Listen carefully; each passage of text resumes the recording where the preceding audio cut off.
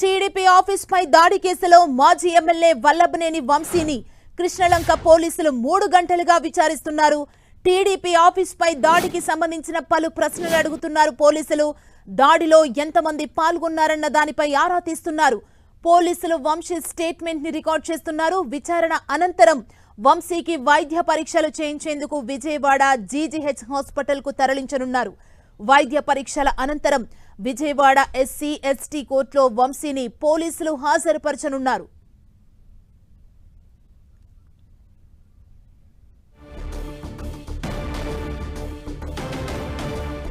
మూడు గంటలుగా వంశీని ప్రశ్నిస్తున్నారు పోలీసులు. గన్నవరం టీడీపీ ఆఫీస్ పై దాడి కేసులో పలు కోణాల్లో ప్రశ్నలు సంధిస్తున్నారు. దాడిలో ఎంతమంది పాల్గొన్నారన్న దానిపై వంశీని ఆరా తీస్తున్నారు. వంశీ స్టేట్మెంట్ ని పోలీసులు రికార్డ్ చేస్తున్నారు.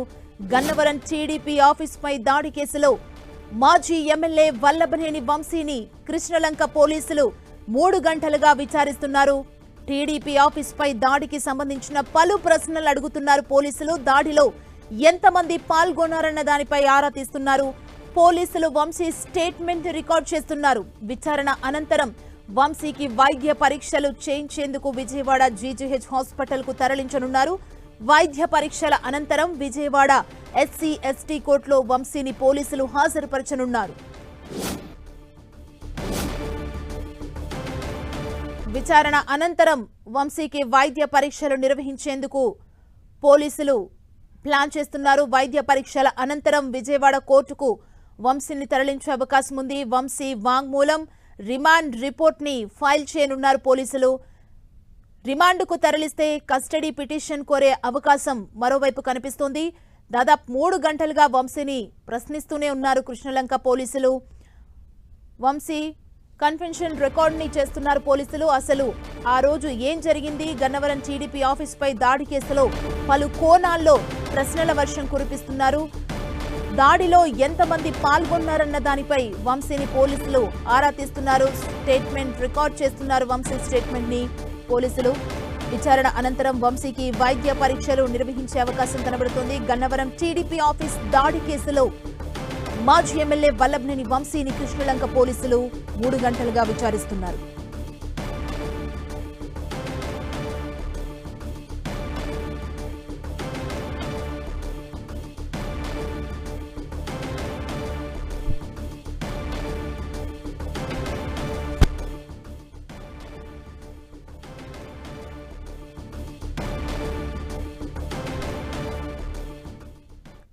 విచారణకు సంబంధించి మరింత సమాచారం మా ప్రతినిధి జయరాజ్ అందిస్తారు. జయరాజ్,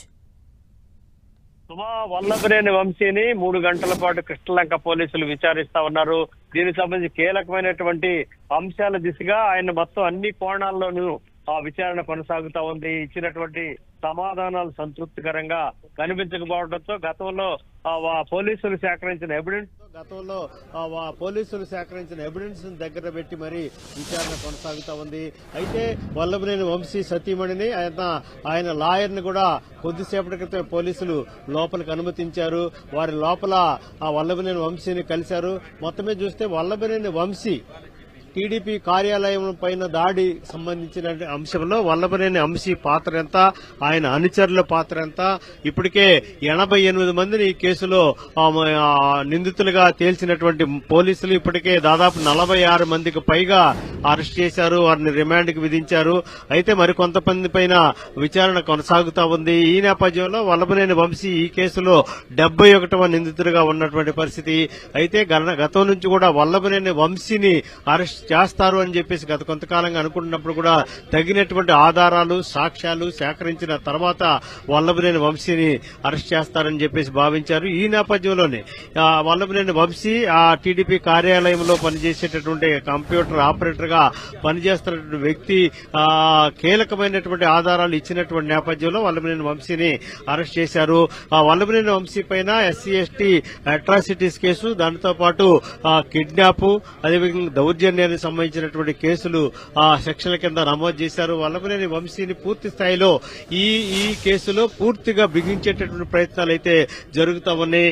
ఉన్నటువంటి సాక్ష్యాలు, ఆధారాలు, సేకరించినటువంటి ఎవిడెన్స్లన్నీ కూడా దగ్గర పెట్టి మరీ పోలీసులు 3 గంటల పాటు విచారిస్తా ఉన్నారు. పూర్తి స్థాయిలో వల్లభనేని వంశీని ఆ రోజు నుంచి కూడా తెలుగుదేశం పార్టీ కార్యాలయం పైన దాడి జరిగిన రోజు నుంచి కూడా ఇప్పటి వరకు కూడా ఏం జరిగింది, ఎవరు ప్రోద్బలం ఉంది, ఎందుకు చేయాల్సి వచ్చింది, ఎవరెవరి పాత్ర దీని వెనక ఉందనేటువంటి అంశం తీసుకు అన్ని కోణాల్లోనూ పోలీసులు వల్లభనేని వంశీని ప్రశ్నిస్తా ఉన్నారు.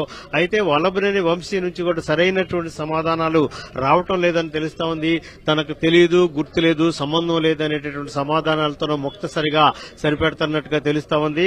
అయినప్పుడు కూడా గతంలో ఈ కేసులో నిందితులు ఇచ్చినటువంటి వాంగ్మూలాలు, ఆ సేకరించినటువంటి ఆధారాలు, సీసీ ఫుటేజీ అన్ని కూడా వల్లభనేని వంశీ దగ్గర పెట్టి మరీ విచారణ జరుగుతా ఉంది. అన్ని కోణాల్లో కూడా ఈ కేసులో ఏవే కోణాలు ఉన్నాయో అన్ని కోణాల దిశగా పోలీసుల విచారణ అయితే కొనసాగుతా ఉంది. వల్లభనేని వంశీని సుదీర్ఘంగా విచారిస్తా ఉన్నారు. విచారణ మరికొంత సేపు పట్టేటట్టు అవకాశం ఉంది. గంటన్నర సమయం పట్టేటట్టు అవకాశం ఉంది. ఆ తర్వాత ప్రభుత్వ ఆసుపత్రికి తీసుకెళ్తారు. వల్లభనేని వంశీ స్వల్ప అస్వస్థతతో ఉన్నట్లుగానే తెలుస్తా ఉంది. అయితే ఆయన హైదరాబాద్ తీసుకొచ్చే సమయంలోనే కొంచెం స్వల్ప అస్వస్థతకు గురైనట్టుగా తెలుస్తా ఉంది. ఆ తర్వాత ఆయన్ని వంశీ సతీమణి అక్కడికి రావడం జరిగింది. ముందుగా పోలీసులు అడ్డుకునే ప్రయత్నం చేశారు. ఆ తర్వాత లోపలికి పంపించినట్లుగా తెలుస్తుంది. అంటే వంశీని మీట్ అయ్యారా? ఏం చెప్తున్నారు అసలు? సుమా, వల్లభనేని వంశీ సతీమణిని ముందుగా అయితే పోలీసులు అనుమతించలేదు. ఆ తర్వాత ఆయన ఆరోగ్యం బాగాలేదు, తప్పకుండా కలవాలని చెప్పిన తర్వాత 1 గంట సేపు నిరీక్షించిన తర్వాత ఆయన సతీమణి పంకజశ్రీని అనుమతించారు. ఆ సతీమణితో పాటు ఆయన తరపున వచ్చిన లాయర్ను కూడా పోలీసులు లోపలికి అనుమతించారు. ఇద్దరు కూడా ఇప్పుడు వల్లభనేని వంశీ దగ్గర లోపల కృష్ణలంక పోలీస్ స్టేషన్ లోపల ఉన్నారు. వాళ్ళ సమక్షంలోనే పోలీసులు వల్లభనేని వంశీని విచారిస్తా ఉన్నారు.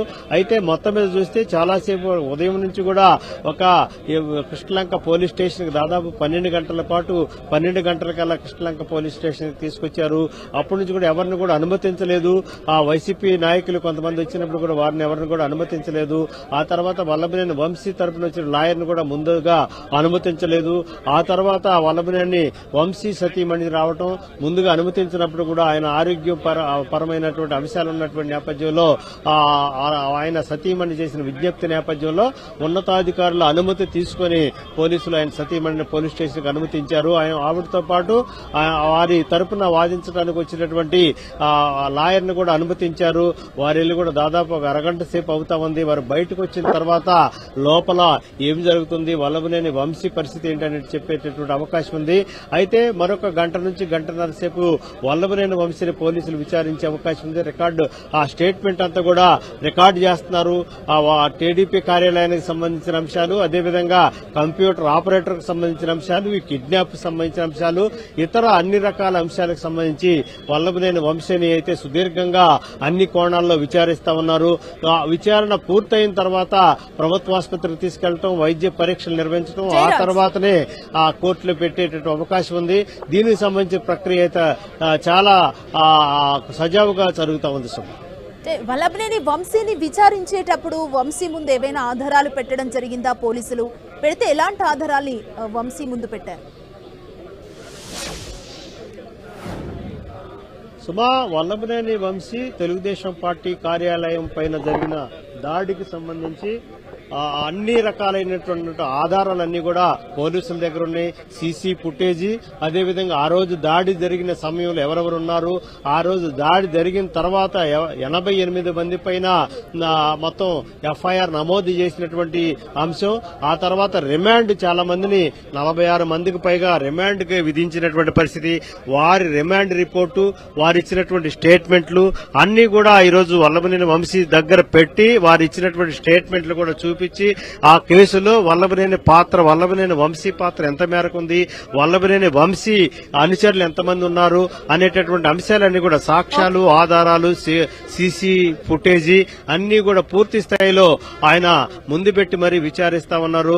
మరికొద్దిసేపట్లోనే వల్లభనేని వంశీ సతీమణి ఆయన తరపున వెళ్ళినటువంటి లాయర్ కూడా బయటకు వచ్చే అవకాశం ఉంది. వారు వచ్చిస్తే లోపల ఏం జరుగుతా ఉంది, వల్లభనేని వంశీ ఆరోగ్య పరిస్థితి ఎలా ఉంది, వల్లభనేని వంశీ ఏం చెబుతున్నారు, పోలీసులు ఎలా విచారిస్తున్నారని తెలిసే అవకాశం ఉంది. Suma, thank you Jayaraj.